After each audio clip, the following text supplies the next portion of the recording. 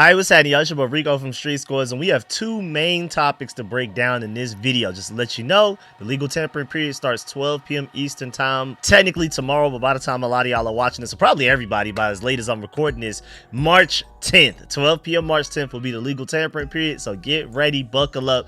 It's about to get chaotic. Yesterday, as in March 9th, was already chaotic. March 10th is going to be even crazier. But we're here to talk about two major topics. And one, Dante Fowler and Dyami are going off on Twitter and lashing out towards the Commanders brass. Also, the Washington Commanders went and re-signed tight end John Bates to a 3-year deal. And of course, we got to ask, are we done with the tight end room? Is this it? Are we going into 2025 with just these three? Before we get into everything, though, of course, I have a fun fact for you at the end of the video, the daily fact, the daily trivia. And before we get into everything, make sure you still follow that like button, still follow the subscription button, still follow the bell next to that subscription button so you get notification each and every time I release an informative and opinionated video just like this one. Make sure you stay tuned to all of the content. Really appreciate y'all for supporting every video. Again, I could be a one-stop shop for everything burgundy and gold, man. Every piece of free agency draft news, I got y'all. I'm working on a video where I'm gonna update y'all on all of the guys that we met with throughout the Combine, Hula Bowl, Shrine Bowl, Senior Bowl, all that type of stuff, which prospects we're potentially interested in, all that type of stuff. So don't worry, that's on the way. I've just been super busy. So without further ado, let's go and dive into this video right now, man. Let's get it. Adam.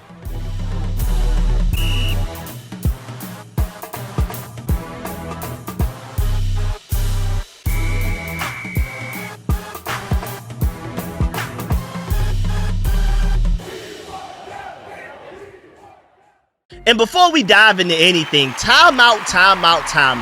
Because that boy B-Rev through the Cash App gave me my single biggest Cash App donation I've ever received in my history of doing any of this YouTube stuff, man. Any of this social media, all of that, man. So big round of applause from my boy B-Rev. I would say the number, but I'm not sure how people feel about me like saying exactly the amount they gave me and things like that. But all y'all need to know is that B-Rev is the realest one doing it. I really appreciate that, man. You don't understand, so I had to take some time to, I don't care. Y'all can skip ahead if you need to, but I'm gonna make sure I thank B-Rev personally.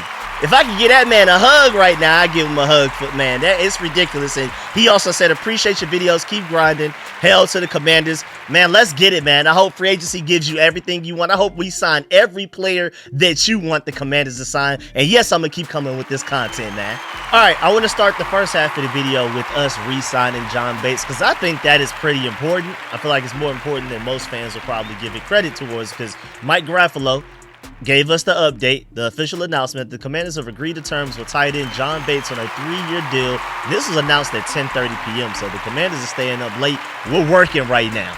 Typically, I thought things were safe after 10 p.m., but not with the Commanders. And Mike Garafolo also pointed out the fact that John Bates is a terrific blocker who added 61 catches for 592 yards in 4 seasons in Washington. And Bates returns alongside tight end Zach Ertz, who re-upped with the team over the weekend as well, just a couple of days ago. So, you know what I'm saying? Was that yesterday? I'm all over the place. Either way, though, John Bates is coming back to the Commanders, and our entire tight end trio from last year will be intact. Those are the 3 that we went into the season with. Those are the 3 that we finished the season with. And then those are also going to be the 3 that we start the 2025 season with. And then we're going to talk about a little later whether that's it. Are we done? Those are our 3 for 2025 and that's it. We'll see.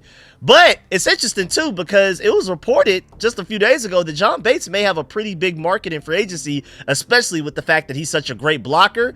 But hey, shouts out to the Commanders for getting that deal done before he was even able to hit the open market. Again, the legal tampering period starts 12 p.m. March 10th.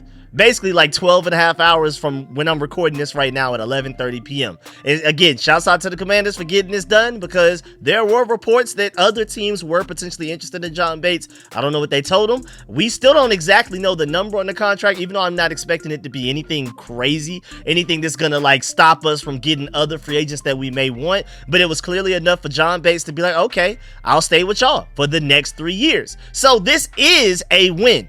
Maybe not a huge billboard-worthy win, but still a win nonetheless. And this is also our 4th re-signing in total, but technically our 3rd real re-signing of players that I actually expect to make the final 53-man roster, because Zane Gonzalez as a kicker will be competition throughout the offseason, but I don't expect him to win the competition. And who knows, maybe we land a really good kicker in free agency or the draft, and then we just straight up cut Zane Gonzalez, who knows, before we even get to like training camp or anything like that. So that's why I say our only real 3 signings so far are now John Bates, Zach Ertz, and Bobby Wagner, going in reverse order of when we signed them. And of course, we also cut Jonathan Allen. Those are like our biggest moves. And then again, if you want to throw Zane Gonzalez in there for the $1.1 million he's making, that's cool.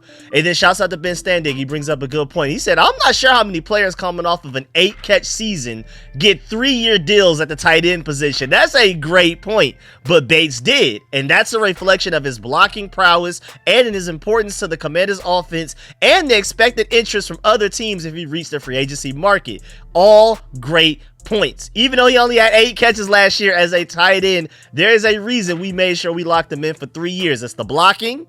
It's also how much he matters to this offense with how much we love to run the ball. And then also to the third point of Ben Standig's point, and like I just briefly mentioned earlier, there was apparently a market out for this guy. There were going to be other teams calling and trying to contact them and maybe throwing out even bigger numbers than what we potentially gave him. So we were like, let's go ahead and lock him in now before he hears these other offers and are like, oh man, I can make millions more with these other teams. Let's get that done now. And then shouts out to John Ledger, because he's a Steelers fan who just recently, just a couple of hours ago, traded for DK Metcalf. But he even still noticed the fact that we traded for John Bates, and he tweeted, blocker, culture, enforcer type. Like it. Need them in today's NFL. So even a Steelers fan, again, after they just traded for DK Metcalf, even this John Bates re-signing landed on his radar. So I know a lot of fans may not be super hype about re-signing John Bates, but he matters more than you think, to the point that even Steelers fans and reporters are even talking about him. And then shouts out to Sam 48 for pointing out the fact that yes, the Commanders are bringing back all 3 top tight ends from last year, and Zach Ertz, John Bates, and Ben Sinnott. Offensive coordinator Cliff Kingsbury will probably continue to use 2 tight end sets at a high clip, and Bates is an excellent blocker. We used 2 tight end sets a lot last year. We used 2 running back sets a lot as well. We ran 21 personnel, 12 personnel, a lot more than most offenses. And so having multiple tight ends that can block especially, but also potentially at least catch an open pass, we wouldn't expect you all to go out there and be Antonio Gates and Travis Kelce and get open on your own. But at the very least, when you're schemed open by Cliff Kingsbury because everybody's worried about Jada Daniels and all these other weapons, as a tight end, when you're wide open because the defense forgot about you, make sure you can at least make the catch, and also make sure you don't fumble at the end of it like John Bates has done before. He did that just last year. Now, this John Bates signing, does this mean that we are done with the tight end position this year? And when I say done, I mean spending like real capital on another tight end. Are we done? I'm not talking about like a 6th or 7th round pick or even like an undrafted free agent. I'm talking a top available tight end at the position like an Evan Ingram's, or like a 1 through 3 round talented draft pick like a Tyler Warren, Colson Loveland, Harold Fannin Jr., Elijah Arroyo, Gunnar Helm, Mason Taylor even. Are we done as far as like none of those guys I just mentioned? Nothing in that range of top free agent available at the position or really good talented draft pick? And I mean, if I had to guess right now, I'd say that they are more than likely done in that sense, because I'm only expecting maybe like a couple of undrafted free agents at this point, maybe a 6th or a 7th round pick, even though I still even doubt that. But y'all know me personally, I would still go sign Evan Ingram to be our other Zach Ertz on the team. Now, what do I mean by that? Because right now, we have 2 really good, arguably elite blocking tight ends in both John Bates and Ben Sinnott. Even though I personally feel like Ben Sinnott does have receiving potential to him, but this regime didn't seem to agree last year. They barely utilized that. Maybe they explore that this year, but I'm just going to base off my opinions off of what we do in the future, off of what they've shown in the past. And so far, Cliff Kingsbury, this regime, whatever it is, that a combination of people do not seem to feel like Ben Sinnott has George Kittle level receiving potential like we saw flashes of in the preseason and like I thought he could have coming out of the draft when we got him. And then after those 2 elite blocking tight ends, because again, we're just going to consider Benson a blocking tight end based off of how they utilized them last year. Then on top of that, we have 1 real true receiving threat tight end in Zach Ertz. I would love a second one because first of all, I would love to have them both on the field at the same time. If we could have 2 receiving threat tight ends, both of them being real receiving options to the point that defenses have to game plan against them and worry about them every snap, that could really open things up for us in the passing game and the running game as well. With the threat of 2 receiving tight ends, now you got to worry about coverage, and now we're just going to run right through you. And you may even, just because both of our tight ends can go out there and be serious receiving threats, now you even change your personnel to where you have maybe more safeties or corners on the field rather than more true middle inside linebackers. Now you're susceptible to the run right up the middle, A gap, B gap, things like that. And then secondly, we got 20 games out of 34-year-old Zach Ertz last year. Do we honestly expect to get that out of him again this year at 35 years old? And I feel like they may even load manage him a little bit this year until we need him until like the most in the playoffs. So maybe we could bring in a guy like an Evan Ingram that can contribute. He'll be like the star of the show at times while Zach Ertz is kind of taking a backseat so that we can make sure he's good to go when we need him most for the playoffs. I mean, you can argue they did that last year because how did Zach Ertz have nearly half of his production, his 17 regular season games, he had almost 700 yards. He had nearly 300 yards in just 3 playoff games in comparison. 17 games versus 3. Out of nowhere, he just exploded like that in the playoffs. I truly believe that that was a little bit of load management throughout the regular season to make sure he's good to go for the playoffs. Maybe there are other factors there as well, as like Jada Daniels and him. Maybe it took them a little while to get their chemistry going and all of that type of stuff. But nah, I truly believe they was just trying to save him. I mean, he never practiced on a Wednesday, and whatever they did worked. You know, don't get me wrong. Whatever they did, the fact that he could play in 20 games, it worked. I mean, I can't name another franchise that could potentially have gotten 20 games out of Zach Ertz last year. Second leader receiver out of Zach Ertz last year. These guys are elite in making sure these guys preserve their body, protect their body, recover, all of that type of stuff.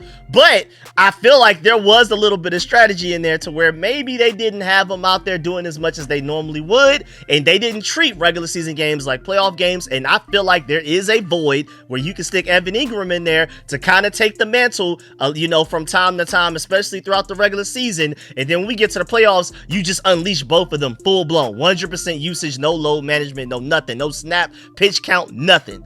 But at the end of the day, no matter what happens with this tight end room, by the time this season starts, we should still be happy about this John Bates signing, no matter what. And the fact that he's under contract for 3 years, that's also a good thing. He's a quality player that will at the very least be a great lead blocker to Deebo Samuel. You know what I'm saying? I mean, we could honestly start calling him that. Deebo Samuel's lead blocker or something like that if y'all want to. At the very least, he's a great blocking tight end, and he will help guys like Deebo Samuel. If you want to utilize him on screens and things like that, John Bates is going to be very pivotal to that. He's going to help maximize the usage that we can get out of even like a Deebo Samuel. Whatever running back y'all want to get in the draft, like an Amarian Hampton, Travion Henderson, Quishon Junkins, one of those guys, John Bates helps that guy as well. John Bates matters in a lot of ways that don't necessarily show up on his stat sheet when you Google him. So this is a good signing, and again, to have him for 3 years, exceptional. Now, moving on to the second half of this video. Well, actually, before we get there, how about other free agents? Because John Kahn brings up a good point. He said Washington has a number of other players it would like to retain.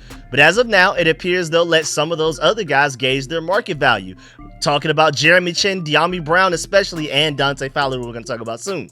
Still waiting to see on punter Tressway. Thought he'd get done prior to the tampering, which means at noon by Monday again, March 10th. Also curious on Marcus Mariota. If he leaves and finds a place to compete for a starting job, which is quite likely to happen, like I already warned y'all, I think yesterday, then Jeff Driscoll can make his decision. He played well last summer, so if Mariota leaves, he's a good bet to return. And that does make more sense that, like, if Marcus Mariota does leave to potentially compete for a starting role, because he's not going to compete for a starting role here, Jada Daniels is the franchise quarterback, the top 5 quarterback in the NFL. You're here to only be a backup, and that's it. Hold the clipboard, Marcus Mariota, unless there's a situation where you have to go in maybe like, sneaks, fourth down, QB sneaks, things like that maybe, but that's it. Which is why I could see Marcus Mariota, especially how well he played for us in the times that he came in the Carolina game, the final Cowboys game. Like, I could see him, some other team being like, maybe he does deserve a second chance to at least compete for a starting job. We may not sign him and hand it over to him, but at least he'll compete for it. He can't do that here. So I do see Marcus Mariota more than likely leaving,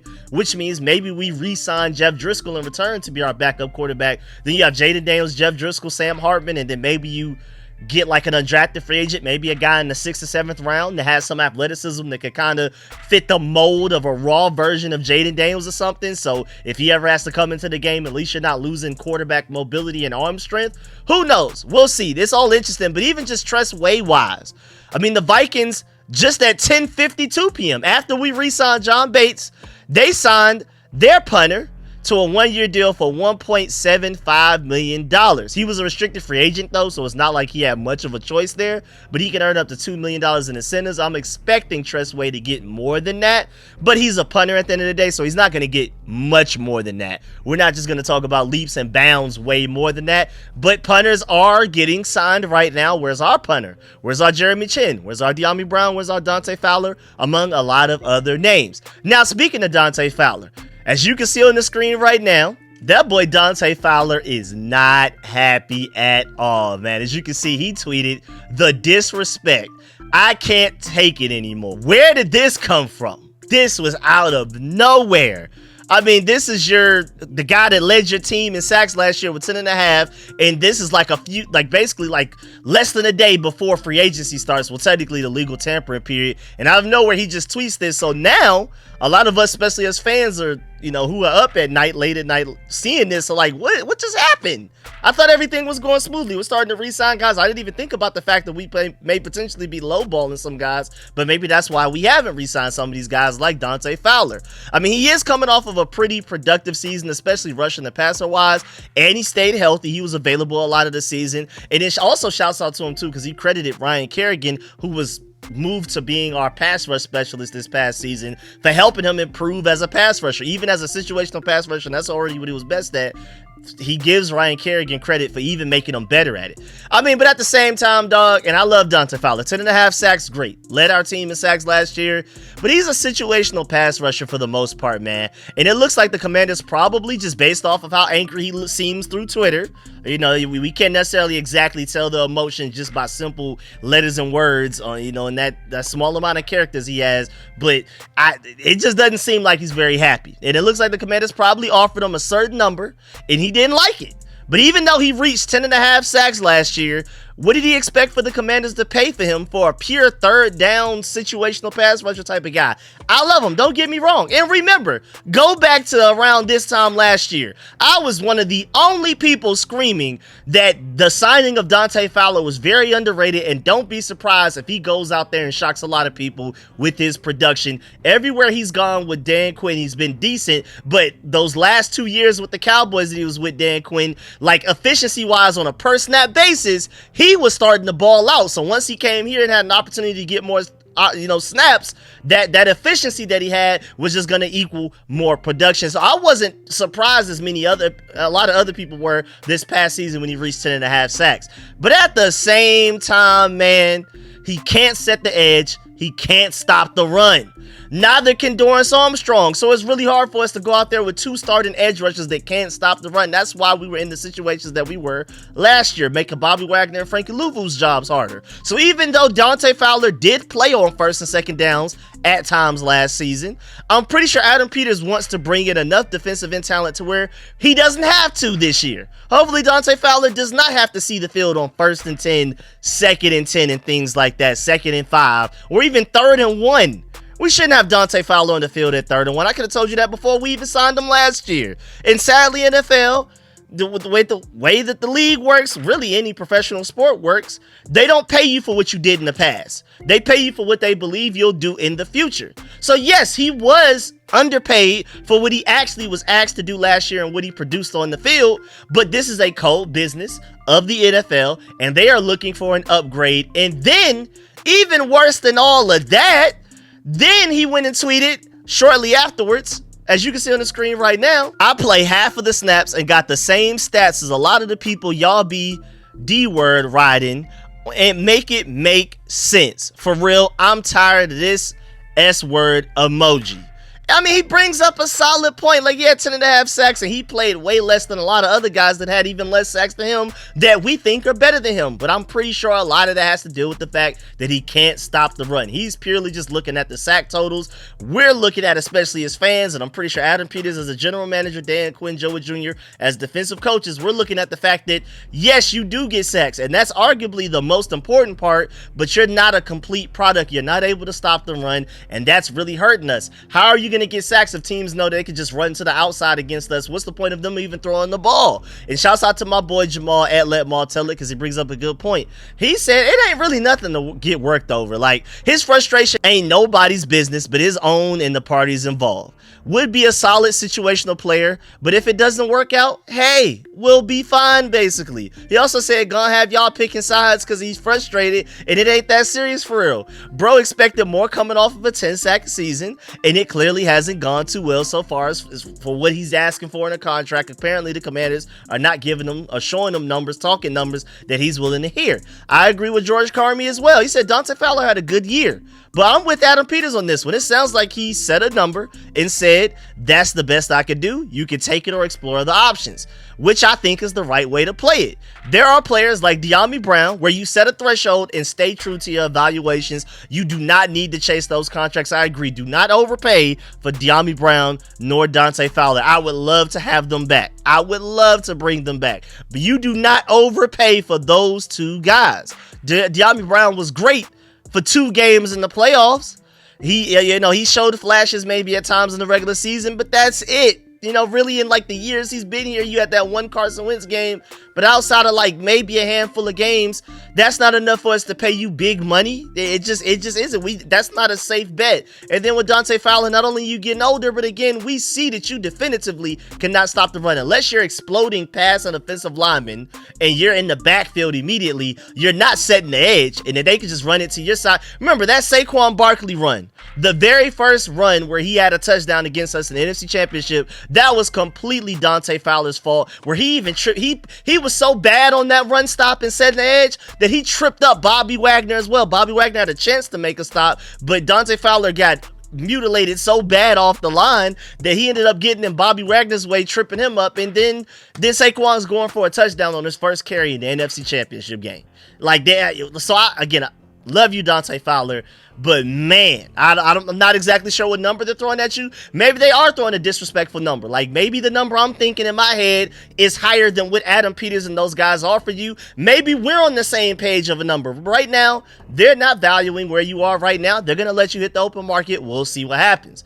But also, I don't think fans should overreact either, because you just never know. Don't burn your bridges. Dyami Brown and Dante Fowler may not have liked the original offer, but after other teams maybe offer a little bit more once they hit the open market, maybe Adam Peters and Brandon Salsner may try to beat those offers if they're like in a relative range that they're willing to beat, and to spend on 2, potential backups. Essentially, you could call both of these guys, and I know it looks like a lot of drama right now, but I wouldn't be surprised if we ended up bringing both of them back at the end of the day. Not saying it's likely, but I'm also not saying that it's impossible. So don't go cussing them out on social media as fans. Leave them alone. The Commanders are just simply comfortable with letting these guys at least test the market. We'll see if they let them leave the market and go to another team, but free agency just isn't a 1 to 3 day thing. We have the first wave starting 12 p.m. March 10th, which is in less than 12 hours now, and then that second wave that's like over from a week from now, and then we'll have like after the draft as well. So be patient. You never know what may happen, and at the end of the day, man, let Adam Peters cook. And like I've already previously alluded to, Dyami Brown is also upset as well. As you can see on the screen right now, he quote tweeted Dante Fowler's tweet showing that he was upset. He just did the 2 exclamation point emojis, which shows that Dyami Brown agrees. He also feels like he's being disrespected by the Commanders. I can't wait to see what they get on the open market. If they end up signing elsewhere, I cannot wait to see what numbers they get, and I can't wait to see if I'm willing to give them, and we'll see. By the time we see those, if I'm updating y'all on the Commanders have signed such and such player, but then at the same time Dante Fowler and or Dyami Brown have signed elsewhere, maybe at the end of the video I'll include like, okay, this is how much they got to go go elsewhere, and whether I was willing to pay them that or not. We'll assess that. We'll cross that road when we get there. But there's really no use in over panicking right now, because again, like I said, man, this could all be water under the bridge, and we may end up bringing both of them back eventually. It may not necessarily be tomorrow, March 10th, or or even in a week, but maybe even after the draft, they'll see that their market wasn't as great as they thought it would be, and then now they're coming back to the Commanders in like May or something, right before we go into like mandatory mini camps and things like that. And then also, I agree with Jordan, man, that at Washington today, because complaining on social media is not a way to get more money. Dante Fowler and Dyami Brown. So I never understood why ranting on Twitter like was a good idea to anybody for any situation, let alone this. I don't know why you feel like going on Twitter and letting everybody know that you're frustrated is gonna help you in any way to earn any more money with your next contract, with your next team, or maybe us or whatever. I don't see the benefit. So that's my real only takeaway from this. Why are y'all going on Twitter and doing this? You could have kept that in-house, but that's just me. I feel that way about a lot of things. I don't know why a lot of y'all do what y'all do on social media for everybody to see. But yeah, man, that's the end of this video. Please get in the comment section. Let me know if you feel about everything discussed in the video. Please still farm that like button, still farm the subscription button, still farm the bell next to that subscription button so you get notification each and every time I release an informative and opinion video just like this one. If you made it this far in the video, you are the GOAT. I salute you. And of course, as promised, I have a fact for your daily trivia question, but this time it's just a pure fact, just random stat. Pro Football Hall of Fame running back John Riggins scored 85 touchdowns, number 2 on the club's all-time list in 114 career regular season games for Washington from 1976 to 1979 and 1981 to 1985. Interesting fact right there. I think some John Riggins love was warranted. You know, I prefer my trivias where I give you a question at the beginning, see if y'all can answer it, and then I give y'all the answer by the end of the video. But hey, I'm here for more John Riggins facts and content any day of the week, man. And yeah, man, make sure you leave a like on the way out. Of course, let me know in the comment section how you feel about everything discussed in the video, especially the whole John Bates thing. Are you still willing, like me, to go and even still get like an Evan Ingram in free agency? Are you potentially eyeing one of those tight ends in the draft? Do you feel like we're good? We have our trio of tight ends just like last year. We should be fine going into this year as well. And let me know how you feel about the whole Dante Fowler and Dyami Brown chaos and drama and social media fingers and all that type of stuff. Let me know how you feel about all of that. And again, of course, make sure you leave a like on the way out. I appreciate y'all. I'm out.